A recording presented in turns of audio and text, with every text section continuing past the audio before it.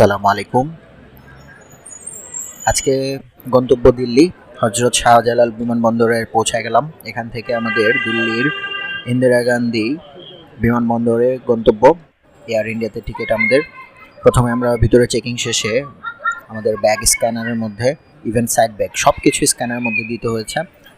আর পাশাপাশি আমাদেরও চেকিং চলছে।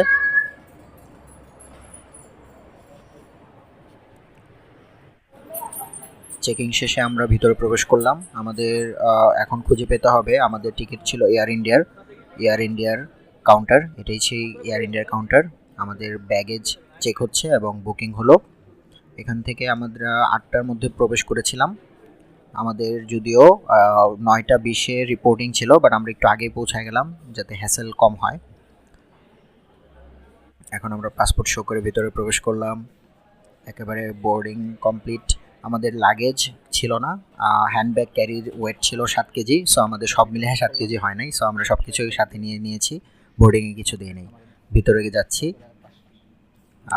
আমাদের গেট নাম্বার ছিল 11 নম্বর গেট দিয়ে আমরা এয়ার ইন্ডিয়ার প্লেনের উদ্দেশ্যে যাচ্ছি। যদিও আমাদের 9টা 20-এ ফ্লাইট, এখন অলমোস্ট 8টা 40 বাজে, এখন অনেক সময় আছে। সাফায়েত ভাই আছে আমার সাথে। কি অবস্থা ভাই? এক্সপিরিয়েন্স কেমন এখন পর্যন্ত? ভালো। পেনটা খোলাইছে আর জুতাটা খোলাইছে।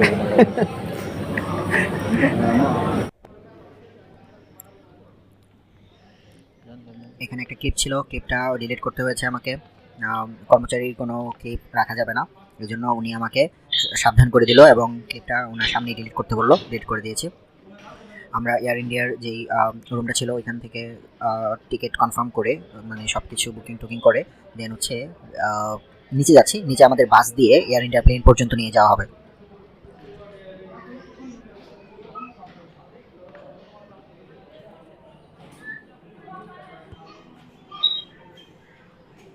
আমাদের সাথে অনেক যাত্রী ছিল। আমরা সরাসরি ইন্ডিয়াতে যাব, কিন্তু আমাদের সাথে অনেক ট্রানজিটের যাত্রী ছিল। ইন্ডিয়াতে থেমে ট্রানজিট নিয়ে ওরা অনেকেই সৌদি আরব যাচ্ছেন। আমাদের যাত্রীর সংখ্যা অনেক ছিল, একটা বাসে কমপ্লিট হবে না, এই জন্য 2টা বাস নেওয়া হয়েছিল। প্রথম বাসে আমরা চলে গিয়েছিলাম প্লেন পর্যন্ত।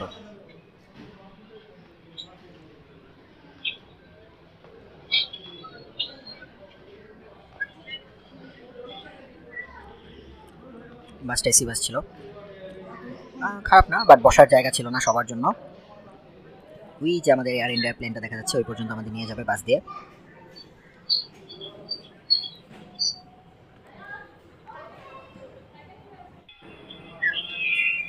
এখানে প্লেনের শব্দ অনেক বেশি,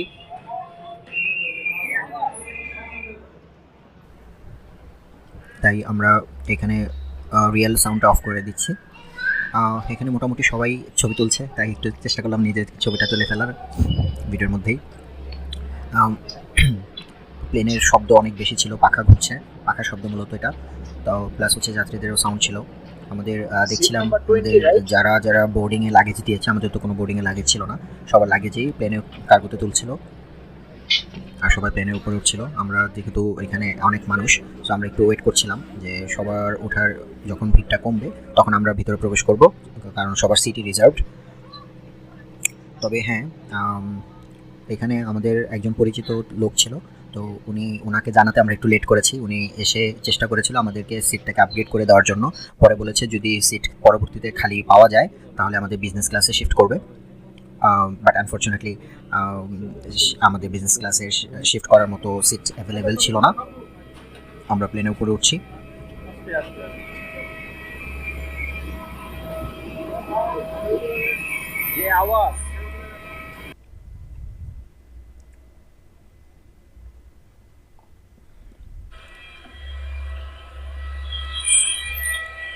ভিতরে আমাদের ওয়েলকাম করছিল।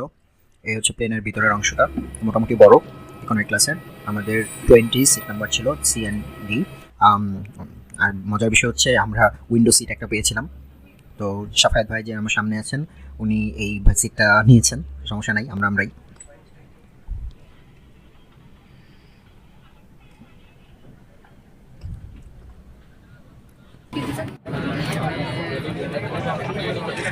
সাফায়েত ভাই উইন্ডো সিটটা নিয়ে নিয়েছেন সমস্যা নাই, আসলে উইন্ডো সিট আমার কয়জন আছে মনে হয়? মোটামুটি ভালোই আছে। এখানে একটা বাচ্চা ছিল, বাচ্চা আসলে একটু ডিস্টার্ব করছিল, আওয়াজ করছিল। ওর মা চেষ্টা করছিল ওকে কন্ট্রোল করার, বাট বাচ্চা মানুষ কন্ট্রোল করাটা খুব টাফ।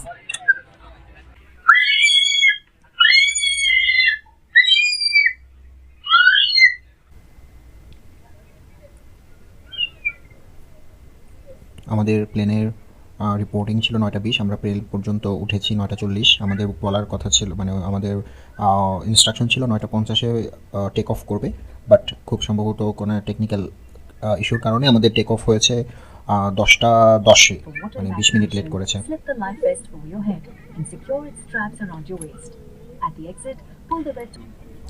টেক অফ করার জন্য অ্যানাউন্স করছিল এই সময়টাতে।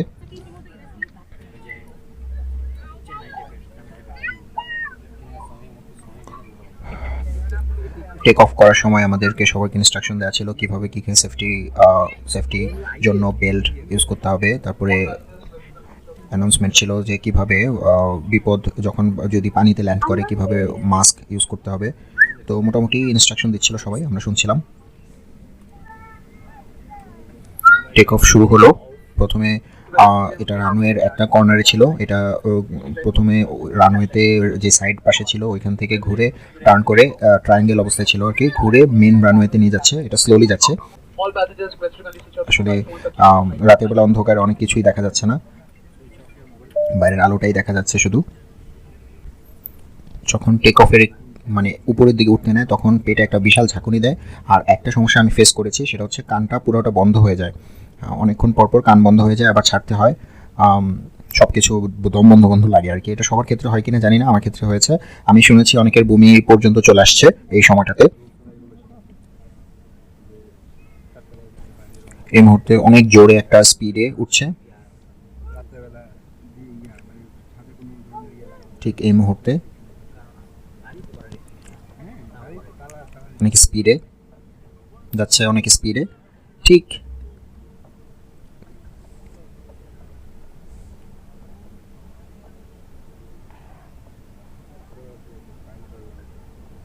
ঠিক এই সময়টাতে পেটে একটা চাপ দিয়েছিল আমার, কানটা পুরো বন্ধ হয়ে যাচ্ছিল।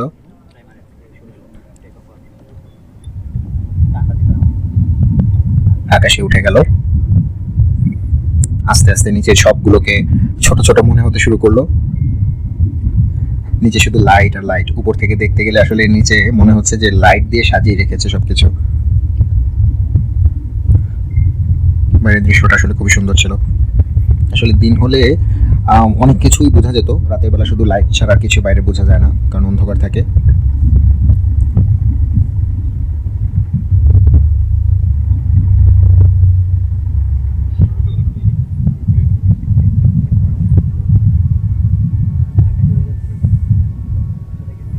এখন কিচ্ছু বোঝা যাচ্ছে না, শুধুমাত্র লাইট সজ্জা এতটুকুই মনে হচ্ছে নিচে, বাট অনেক সুন্দর লাগছে। এই পর্যায়ে আমাদের প্লেনটা একটু কার্ভ হয়ে গেল, একটু অ্যাঙ্গেল করে, তো দিক যেদিকে যাচ্ছিল সোজা সে দিকটাকে পরিবর্তন করে নিল। তো কেমন মনে হচ্ছিল, বাইকে যারা উঠেছেন, বাইক যখন এক কাত করলে যেরকম অবস্থায় থাকে ঠিক ওরকম অবস্থায় লাগছিল আর কি, মনে হচ্ছিল এক সাইড হেলে পড়েছি। বাট এক্সপিরিয়েন্সটা অ্যামেজিং। যাই হোক, এখন ভিতরের অবস্থানটা দেখুন। এটা আমরা মোটামুটি আকাশের অনেক উপরে, বাইরে কিচ্ছু দেখা যাচ্ছে না, ক্যামেরার চোখে খালি চোখে একটু দেখা যায়, তবে আওয়াজ হচ্ছে প্রচুর।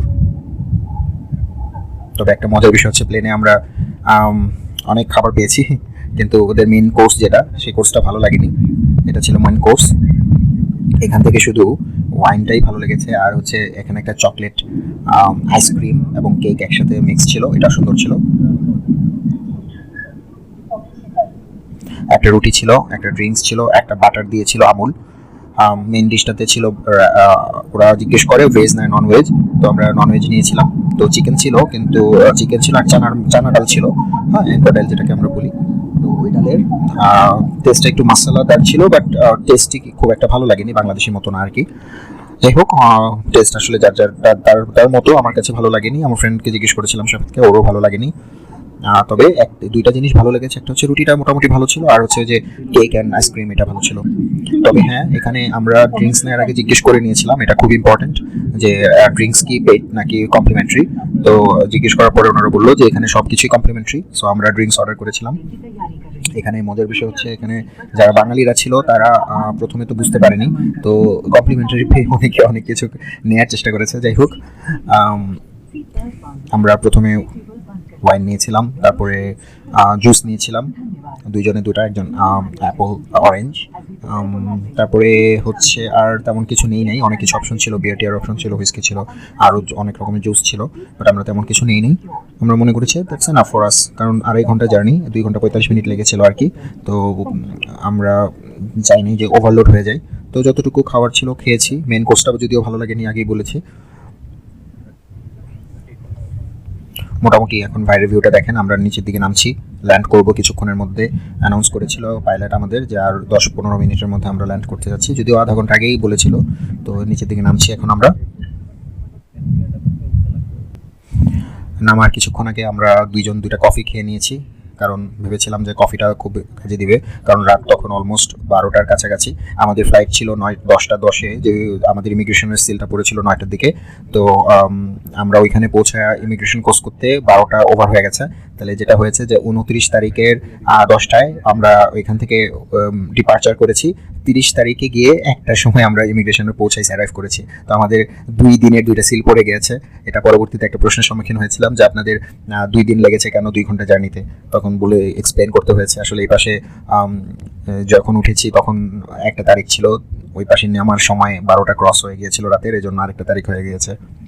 নামার সময় উঠার মতোই একটা ঝাঁকুনি দেয়, তো সবাইকে টাইটলি বসে থাকতে বলেছিল। হ্যাঁ, আমরা চেষ্টা করেছিলাম একটু টাইটলি বসে থাকতে, তবে তারপরেও কান বন্ধ হয়ে যাচ্ছিল বারবার। আমার বমির কোনো সমস্যা হয়নি, অনেকে শুনেছি বমি সমস্যা হয়েছে, এটা একটা নাড়া দেয় যারা ওভারলোড খেয়ে ফেলেছিল। মোটামুটি এখন আস্তে আস্তে স্লো হয়ে যাচ্ছে।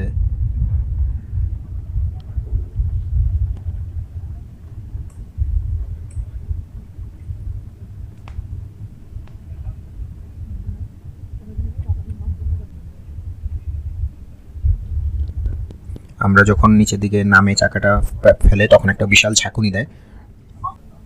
আমরা টার্মিনাল 2 থেকে হযরত শাহজালাল বিমানবন্দর থেকে ডিপার্চার করেছিলাম। আমরা ইন্দিরা গান্ধী যেই বিমানবন্দর আছে দিল্লির, ওইখানে টার্মিনাল 3-তে ল্যান্ড করেছি। এখন অনেকটা স্লো হয়ে আমাদের যেখানে নামবো সেখানে নিয়ে যাওয়া হচ্ছে। এখন প্লেন থেমেছে। এখন সবাইকে বলছিল আপনারা ওয়েট করেন, যাদের বোর্ডিং আছে তারা সবার পরে নামবেন, যাদের লাগেজ নেই তারা আস্তে আস্তে নামবেন, সামনে যারা আছে তারা আগে যাবেন, আপনাদের কেবিন ক্রু সাহায্য করবে। তবে অনেকেই একটু খুব এক্সাইটেড হয়ে গিয়েছিল, সবাই দাঁড়ায় পড়ছিল একসাথে নামার জন্য। এটা তো পসিবল না, গেট খোলা হয়নি তখনও। আমরা অনেক শেষের দিকে বের হয়েছি, কারণ কি দরকার, কারণ যতই আপনি আগে যান ইমিগ্রেশন কোর্স তো করতে হবে একজন একজন করেই। তো আমরা শেষের দিকে, এই সময় ওঠার সময় যতটা আওয়াজ ছিল এখনও ঠিক অতটাই আওয়াজ, প্লেনের অনেক আওয়াজ ছিল। যাই হোক,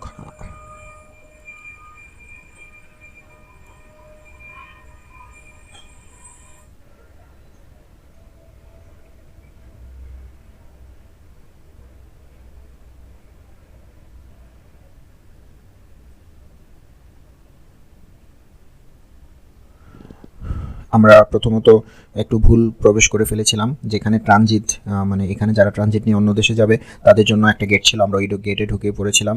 পরে জিজ্ঞেস করে বের হয়ে আসছি। এখানে ডিউটি ফ্রিতে অনেক ব্র্যান্ডের কিছু জিনিস পাওয়া যায়, কিছু ভিডিও করে রেখেছিলাম।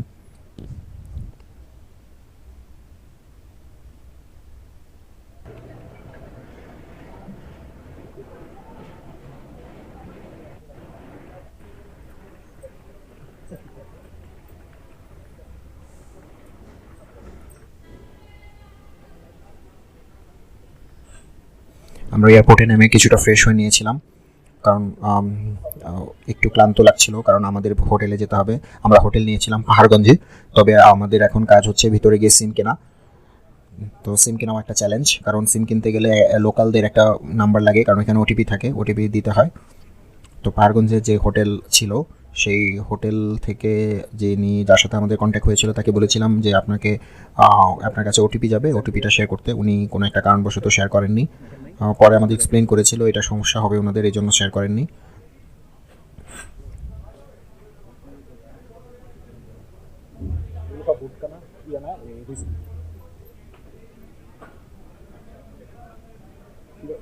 দিল্লি এয়ারপোর্টটা অনেক বড় ছিল, অনেক সুন্দর। আমরা এখান থেকে প্রথমে সিম কিনে উবার রেজিস্ট্রেশন করে উবারে কল করেছিলাম, কিন্তু সঠিক ইনফরমেশনটা জানতাম না, কারণ এখানে অনেক উবার স্ক্যাম হচ্ছিল। আমাদের বারবার বলতেছিল বাইরে পার্কিংয়ের 250 টাকা এক্সট্রা, 250 রুপি অ্যাকচুয়ালি এক্সট্রা দিতে হবে। আমরা রুপি নিয়ে গিয়েছিলাম সাথে ক্যাশ করে, তো ওনারা বারবার টানতেছিল। তো আমরা জানি যে আমরা ওনাদের কথায় ফাঁসবো না, আমরা উবার থেকে উবারের অ্যাপ থেকে বিশ্বাস করব। কিন্তু যাকে কল দিয়েছিলাম সে অনেক লেট করছিল। তারপর একটু পরে দেখছিলাম যে বাইরে একটা পার্কিং লেখা, তো আমরা চিন্তা করলাম যে আগে পার্কিংয়ে যাই, যেহেতু সবাই ওখানে যাচ্ছে। ওখানে গিয়ে দেখলাম মোটামুটি একটা ভালো সার্ভিস আছে, সব ধরনের উবার টাইপের যত রাইড আছে সবার কাউন্টার আছে, ওরা সার্ভিস দিচ্ছে ফ্রি আপনাকে। আমরা গিয়ে বলেছিলাম যে আমাদের একটা উবার লাগবে, আপনারা কি ম্যানেজ করে দিতে পারবেন? তারপর উনি ওনার ফোন থেকে উবার কল করে দিয়েছে, পরে বললো যে এটা ওনাদের এইখানে এই কাজের জন্যই এখানে বসছে। তারপরে ওইখান থেকে ওরা উবার কল করে দিল। আমরা পার্কিং থেকে গাড়ি নিলাম, 550 রুপি লেগেছিল। তারপরে আমরা এই পাহাড়গঞ্জের উদ্দেশ্যে রওনা দিলাম। আমাদের হোটেল হচ্ছে পিজ ইন্টারন্যাশনাল, এই রোডটা দিয়ে আমরা প্রবেশ করছি, এটাই সেই পাহাড়গঞ্জ। সিমের ব্যাপারটা একটু শেয়ার করি। আমরা তো লোকাল কাউকে পাচ্ছিলাম না, পরে ওই যারা সিম বিক্রি করছিল এয়ারটেলের, ওনাদেরকে রিকোয়েস্ট করলাম যখন তো সিম লাগবে, আপাতত আমরা যেহেতু 1 সপ্তাহের জন্য এসেছি, তো ওনারা ওনাদের নিজস্ব যে মোবাইল আছে ওইখানে ওটিপি রেখে আমাদেরকে হেল্প করছে। ওনারা আসলে সত্যি বলতে খুবই হেল্পফুল ছিল। আমাদের দুজনের যথেষ্ট ইনফরমেশন রেখে আমাদের দুজনকে আমাদের 2টা সিম 500 করে 1000 রুপি লেগেছে। দিল্লির এই পাহাড়গঞ্জের এই অংশটাই আমরা নামবো, এই গলিটা দিয়ে আমরা হোটেলে যাব। এখানে 1 কাপ চা খেয়ে নিলাম আমরা। এই তো আলহামদুলিল্লাহ, মানে বাংলাদেশ থেকে হজরত শাহজালাল বিমানবন্দর থেকে দিল্লি পাহাড়গঞ্জ এবং ইন্টারন্যাশনাল যে ইন্দিরা গান্ধী ইন্টারন্যাশনাল এয়ারপোর্ট আছে সেখান থেকে পাহাড়গঞ্জ আমাদের নিজস্ব হোটেলে গন্তব্যস্থলে ঠিকমতো পৌঁছতে পেরেছি। এটাই ছিল আমাদের ঢাকা টু দিল্লির একটা ছোট্ট প্লেন জার্নি। আসসালামু আলাইকুম। পরবর্তী জার্নিগুলো নিয়ে আমরা পরবর্তী ভিডিও আপলোড দেবো।